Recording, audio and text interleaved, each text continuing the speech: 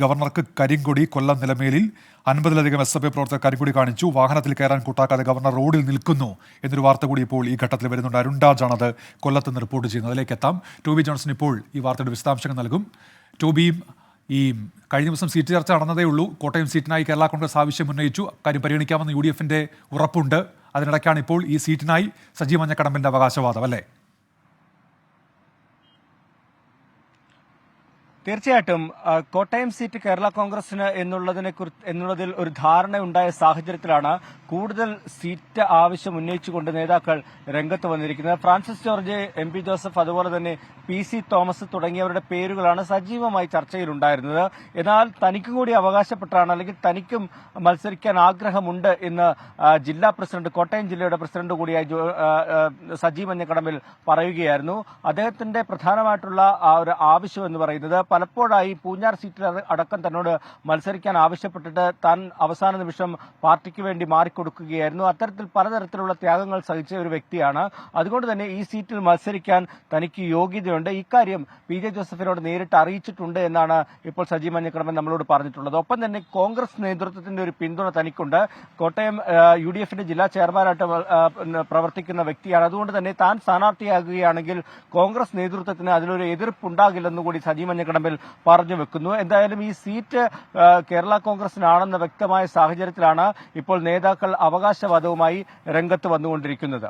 ഉമേഷ്, ശരി. ടോബി ജോൺസണാണ് വിവരങ്ങൾ നൽകിയത്. നേരത്തെ സൂചിപ്പിച്ച പ്രധാനപ്പെട്ട വാർത്ത, കൊല്ലത്താണ് SFI പ്രവർത്തകർ ഗവർണറെ കരിങ്കൊടി കാണിച്ചത്. ഗവർണർ ഇപ്പോൾ വാഹനത്തിന് പുറത്തേക്ക് ഇറങ്ങി അദ്ദേഹം റോഡിൽ ഇരിക്കുന്നു എന്നാണ് ഇപ്പോൾ മനസ്സിലാക്കാൻ കഴിയുന്നത്. അരുൺ രാജ് വിവരങ്ങളുമായി ചേരുന്നുണ്ട്. പോലീസിനെ ശകാരിച്ചു ഗവർണർ. അരുൺ, ഈ വാഹനത്തിൽ കയറാൻ കൂട്ടാക്കാതെ ഗവർണർ ഇപ്പോഴും റോഡിൽ തന്നെയാണോ? അരുൺ, ഇപ്പോൾ നിലവിൽ ഈ കൊല്ലം നിലമേലിലാണ് ഇപ്പോൾ ഗവർണർക്ക് നേരെ കരിങ്കൊടി പ്രതിഷേധമുണ്ടായത്. 60ഓളം വരുന്ന SFI പ്രവർത്തകർ റോഡിൽ സമീപത്ത് നിന്ന് കരിങ്കൊടി കാണിക്കുകയായിരുന്നു. തുടർന്ന് ഈ പ്രവർത്തകർക്ക് വാഹനം ഈ പ്രവർത്തകരുടെ മുമ്പിൽ തന്നെ നിർത്തിയ ഗവർണർ ഈ പ്രവർത്തകർക്ക് അടുത്തേക്ക് ഇറങ്ങുകയും സമീപത്തെ കടയിൽ ഗവർണർ നിലയുറപ്പിക്കുകയും ചെയ്തു. തുടർന്ന് SFI പ്രവർത്തകർക്കെതിരെ കേസെടുക്കണമെന്നും അല്ലാതെ താൻ ഇവിടെ നിന്ന് പോകില്ലെന്നും ഗവർണർ നിലപാടെടുക്കുകയാണ്. പോലീസിനെ ശകാരിക്കുകയും ഗവർണറിനിടയിൽ ചെയ്തു. ഈ ദൃശ്യങ്ങൾ കാണാൻ സമീപത്തൊരു കടയിൽ നിന്ന് ഗവർണർ ചൂടുവെള്ളമടക്കം കുടിക്കുന്നത് രംഗങ്ങളടക്കം ഇപ്പോൾ നാടകീയമായ രംഗങ്ങളാണ് അവിടെ അരങ്ങേറുന്നത്. കാരണം നിലവിൽ ഗവർണർ പറയുന്നത്, ഇത്ര വലിയൊരു പ്രതിഷേധം എന്തുകൊണ്ട് പോലീസ് അറിയാതെ പോയി, ഇത്തരം സാഹചര്യം പോലീസിന് നേരിടാൻ കഴിയാത്ത. ഒരു നിമിഷം അരുൺ, ആ ദൃശ്യങ്ങളിലേക്ക് ഒന്ന് പോയതിനു ശേഷം എത്താം. No, because they are your boss. They can in any manner they like. I will not go from here. You were here.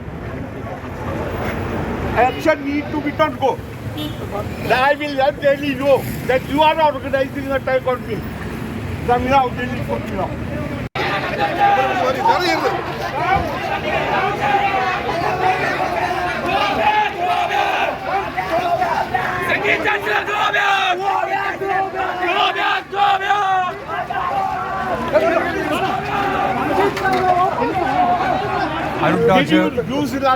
Arun Raj തുടരുന്നുണ്ട്. അരുൺ, അങ്ങനെ വാഹനത്തിന് പുറത്തിറങ്ങി പോലീസ് ഉദ്യോഗസ്ഥനെ അദ്ദേഹം ശകാരിക്കുന്നുണ്ട്.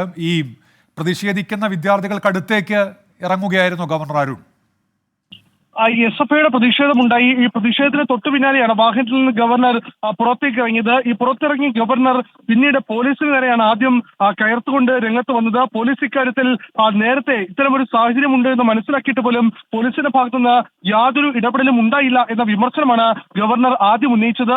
പിന്നീട് ഗവർണർ പറഞ്ഞ ഏറ്റവും പ്രധാനപ്പെട്ട കാര്യങ്ങളിലൊന്ന്, ഇവർക്കെതിരെ കേസെടുക്കണം, അല്ലാതെ താൻ ഇവിടെ നിന്ന് പോകാൻ, മറ്റൊരു സ്ഥലത്തേക്ക് പോകാൻ കൂട്ടാക്കില്ല എന്നുള്ളതാണ്.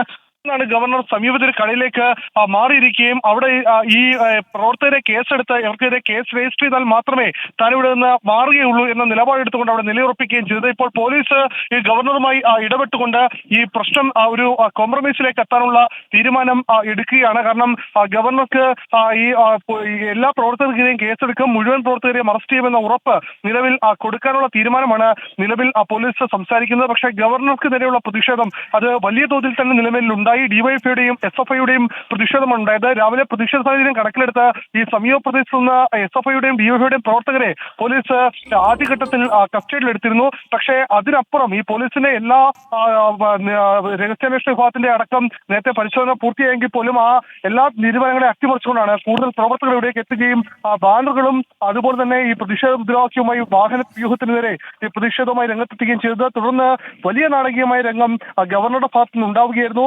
അപ്രതീക്ഷിതമായിരുന്നു ഗവർണറുടെ നീക്കം. സാധാരണഗതിയിൽ മുൻ ദിവസങ്ങളിൽ പ്രതിഷേധം ഉണ്ടായപ്പോഴെല്ലാം ഗവർണർ ഈ കോഴിക്കോട് സംഭവത്തിന് ശേഷം തിരുവനന്തപുരത്തെ സംഭവത്തിന് ശേഷം ഗവർണർ അങ്ങനെ റോഡിലിറങ്ങുന്ന സാഹചര്യം ഉണ്ടായിരുന്നില്ല. പക്ഷേ നിലമേലിൽ റോഡിലേക്ക് ഗവർണർ ഇറങ്ങുകയായിരുന്നു.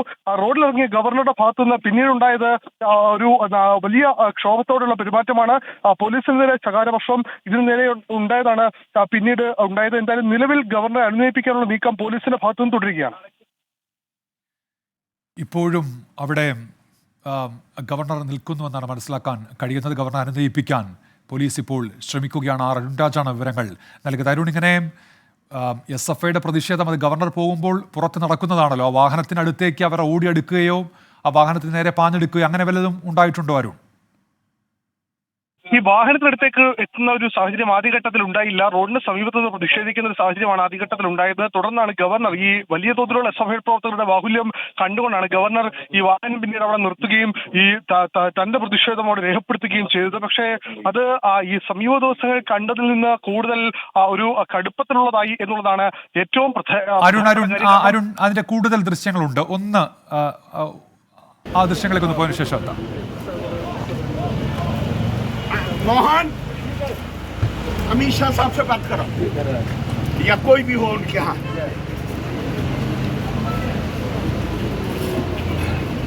और नहीं तो फिर प्राइम मिनिस्टर के यहाँ बात कराओ अपने डॉक्टर हिरेन देसाई से। No, I will not go. You were giving them protection here. Police, they were standing here at the police protection. I will not go from here.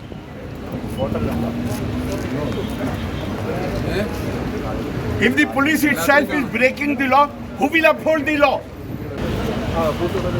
Arun, അനുനയിപ്പിക്കാൻ ശ്രമിക്കുന്ന പോലീസ് ഉദ്യോഗസ്ഥരോട് കയർക്കുകയാണ് ഗവർണർ. ഈ ഗവർണർ പറയുന്ന പോലെ അത്ര വലിയൊരു സുരക്ഷാ പ്രശ്നം അവിടെ ഉണ്ടായോ? ഗവർണർ അവിടേക്ക് പുറത്തേക്ക് ഇറങ്ങുകയായിരുന്നു. ഒരു വ്യക്തതയ്ക്ക് വേണ്ടിയിട്ടാണ് ചോദിക്കുന്നത്.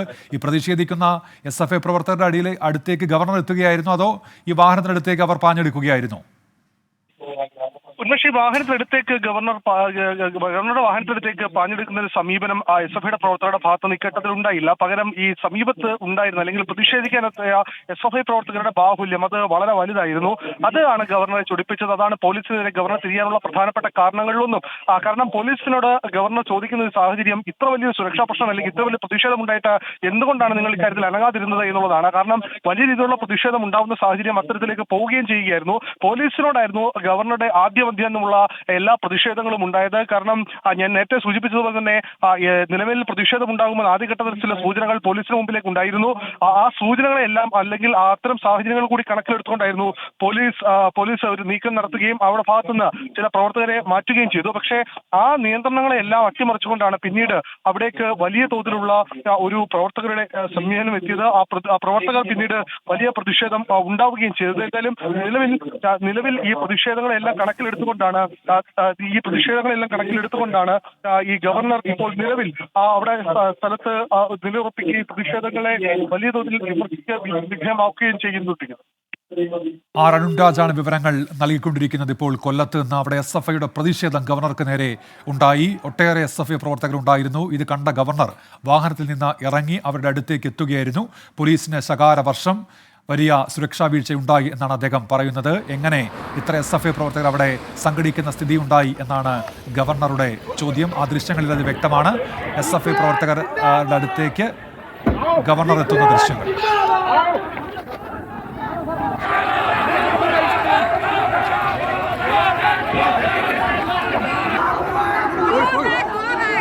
I won't go back. This is your problem.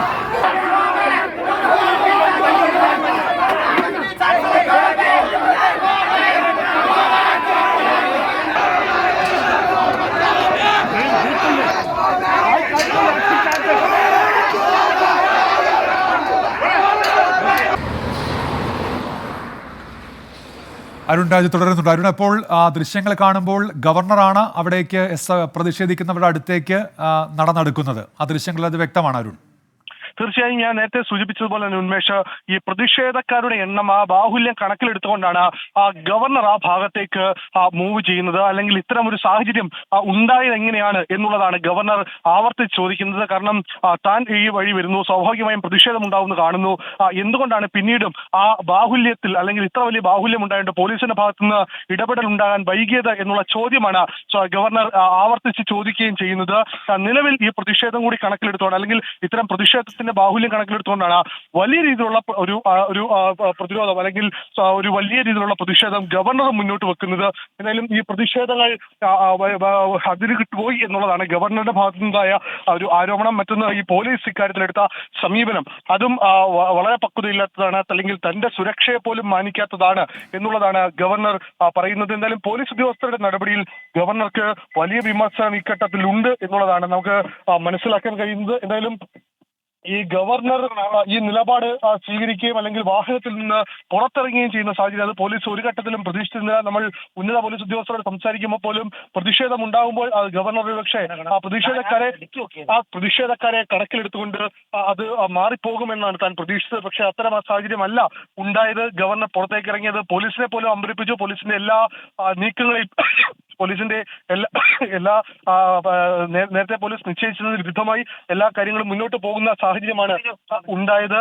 എന്തായാലും വലിയ പ്രതിഷേധം ഗവർണർക്കെതിരെ ഉണ്ടായിരിക്കുന്നു. ആ പ്രതിഷേധത്തിന് നേരെ അല്ലെങ്കിൽ ഗവർണർ കൂടി നിലപാട് ഘടിപ്പിക്കുന്ന സാഹചര്യം ഉണ്ടായി. പോലീസിന് നേരെ വലിയ വിമർശനം, രൂക്ഷമായ ഭാഷയിൽ ഗവർണർ ഈ വിമർശനം ഉന്നയിക്കുന്ന സാഹചര്യം അടക്കം ഉണ്ടാവുകയും ചെയ്തു. എന്തായാലും ഈ സ്ഥലത്ത് നിന്ന് കുറെ അധികം വരുന്ന SFI പ്രവർത്തകരെ, അത് 20-ലധികം വരുന്ന SFI പ്രവർത്തകരെ ഇതിനോടകം തന്നെ പോലീസ് കസ്റ്റഡിയിൽ എടുത്തിട്ടുണ്ട്.